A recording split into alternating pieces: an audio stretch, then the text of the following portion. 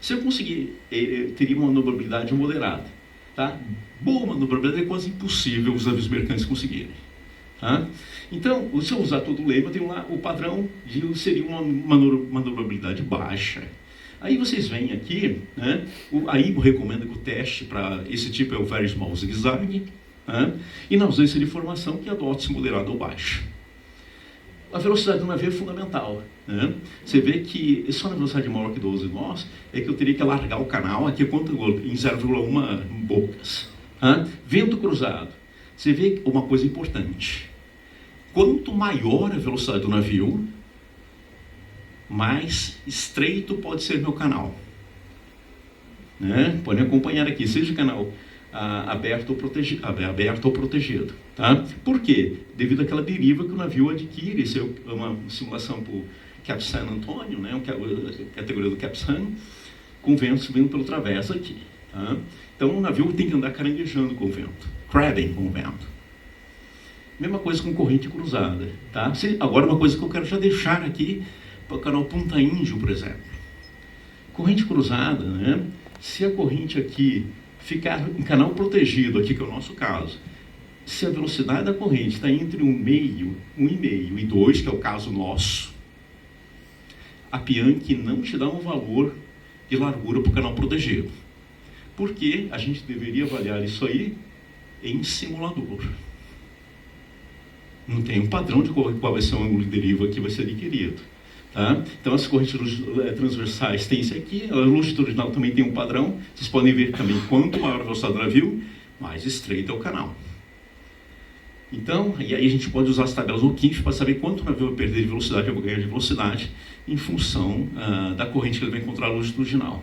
Mas aí no projeto conceitual vamos pensar onda, que eu vou colocar rápido aqui, onda tem efeito também no canal.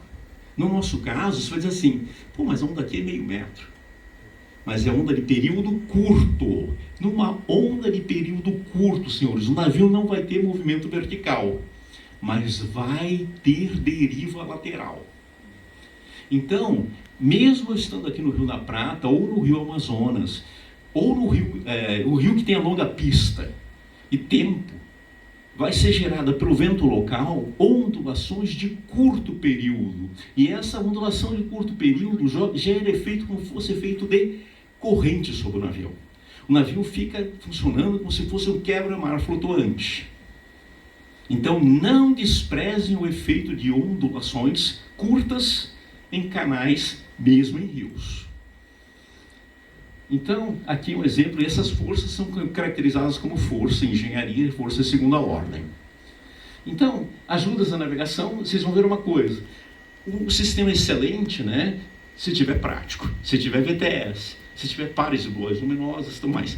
Caso você não tenha prático, dá de ter com prático, é bueno se não tiver VTS, tá vendo? E não tem carta eletrônica. Agora, moderado, não tem prático, o canal tem que ser alargado. Então, eu quero passar aqui sem prático. Você vai ter que aumentar 0,2 bocas em dragagem. Pensa num canal de extensão longa. Quanto custa isso? Vai ser mais caro que você pagar o prático.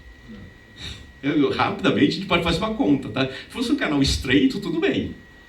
Mas num canal longo, esse 0,2 boca em volume de dragagem dá uma coisa imensa.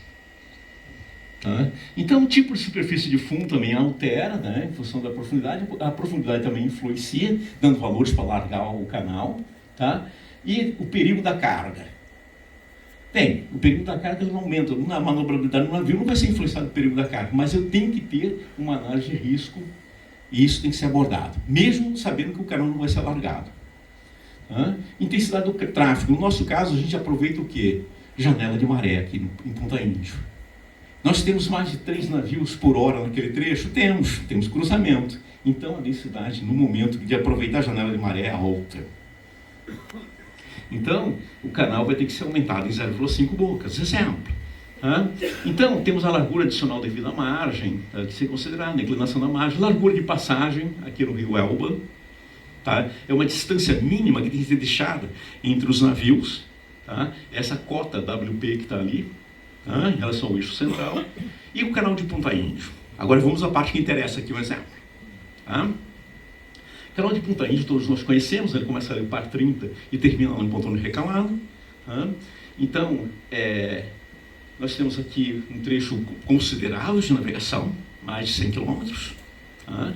Nós temos, nesse par 30, nesse primeiro trecho aqui, correntes longitudinais, vão ter influência na velocidade do navio, mas não vão interferir tanto na manobrabilidade dele. Mas, quando a gente pega aquele outro trecho, tá? Mais um detalhe aqui, esse trecho aqui, já vou adiantar, a gente pega correntes, né, com orientação em relação a 65 graus, cruzados, são correntes cruzadas e fortes, sem colocar ventos que eu posso pegar, e ondulações também. Tá? Nesse caso, né, a corrente aqui varia entre 1,5 e 2, entrou naquela faixa do canal protegido que a Bianchi já coloca uma dúvida. Tá? Então, nesse caso aqui, nós teremos efeitos fortes de vento, corrente, tá? E uma característica. A corrente entrando aqui aos 65, o navio que está descendo, ele se mantém caranguejando em relação à margem, e quem manobra é o outro navio com aqueles zigue-zagues que estão fazendo, né? A orientação se aproxima, e graças ao meu amigo Pablo Pinheiro, me explicou muito bem essa manobra, tá? E esse é o padrão que a praticagem utiliza. Num canal, senhores, muito estreito. Eu não faço isso no Brasil, nem em um porto brasileiro. Olha que eu analisei todos os portos brasileiros. A gente não tem cruzamentos assim, nem em porto brasileiro. Essa é uma parte importante a considerar na situação atual. Tá? Isso é possível devido a uma técnica que eu só vi aqui na Argentina. No Brasil a gente não usa essa técnica, tá, Pablo? Não temos essa técnica no Brasil. O Bruno está aqui também, que sabe muito bem, o presidente da praticagem do Brasil, que a gente não adota essa técnica. Uma técnica foi adquirida pela praticagem da Argentina. Tá? Então aqui, exemplo, se eu for fazer uma cálculo, por acaso, o calado em Punta Índio, a gente adota 0,6 metros, é o padrão de margem de manobrabilidade, né? Para calados aí de projeto de 34 pés, atualmente, tá? E a gente aumenta 1,5 centímetros por cada variação que tem. Então, se o navio tivesse, por exemplo, 35 pés, tá?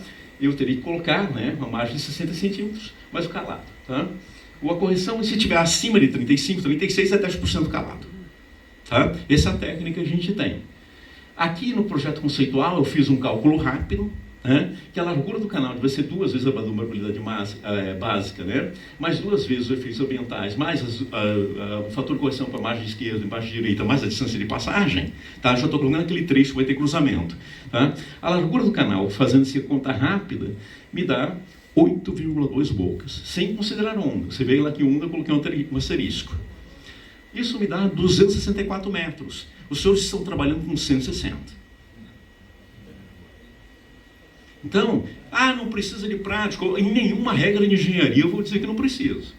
Cara, essa a solução possível que vocês têm, porque a praticagem está fazendo isso. Eles têm vocês adquiriram a técnica. Eu até tenho que aprender com vocês como fazer isso. Na verdade é essa. Tá? Se eu fosse simular isso aqui, eu vou ter que aprender com vocês. Tá? Então, vamos agora tratar de uma outra coisa importante para finalizar. Lama fluida. Barro blando. Senhores, quer me colocar, eu sou de hidrodinâmica do navio, quer me colocar em apuros, é colocar barro blando. Aí não é mais hidrodinâmica do navio, o fluido não é mais newtoniano, o fluido agora é não newtoniano, eu estou tratando do fluido que é reologia. Então, aí você vai dizer assim, num aquatímetro de baixa frequência, eu poderia ter uma lama, né, que eu poderia navegar ali naquela região, porque eu não estou no fundo consolidado. Tá? Então, vamos ao conceito. Eu vou usar o conceito de fundo náutico. Fundo náutico não precisa ser usado só para lama, não. Fundo náutico pode ser usado para qualquer lugar. Se eu soubesse, olha que coisa interessante, é o nível em que as características físicas do fundo alcançam um limite crítico, né? Além do qual a gente pode ter contato com a quilha. Bateu aquilo ali, tocou o fundo. Inaceitável. Agora, olha o que é importante, efeitos inaceitáveis na controlabilidade e na manobrabilidade. Se eu conseguisse definir a manobrabilidade do navio, estava tudo perfeito desde trás, porque definindo a manobrabilidade, eu não preciso me explicar, porque o navio tem manobrabilidade e controlabilidade, é aceitável entrar. Mas não existe um padrão de engenharia para isso. Então, a solução, tá?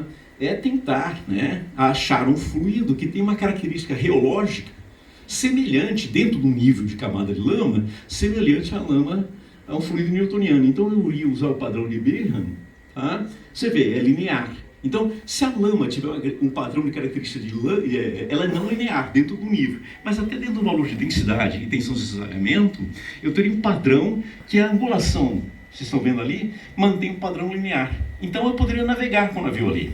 Agora, o navio não foi projetado para andar na lama.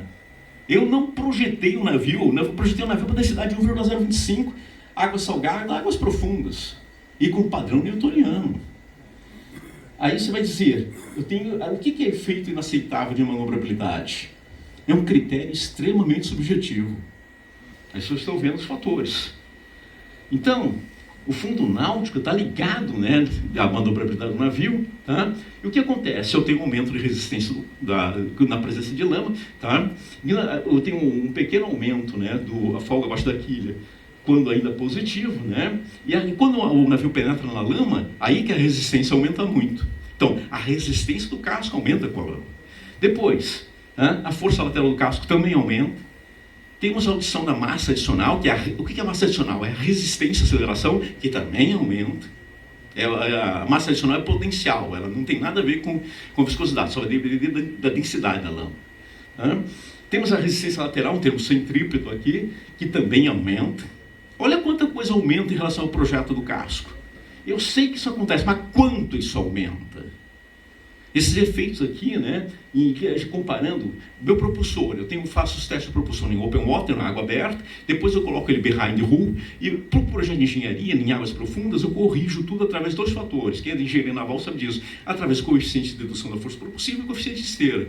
Agora, quando eu entro em lama, em barro branco, como é que eu corrijo isso? Qual é o valor do coeficiente de dedução da força propulsiva e qual é o valor de coeficiente de esteira?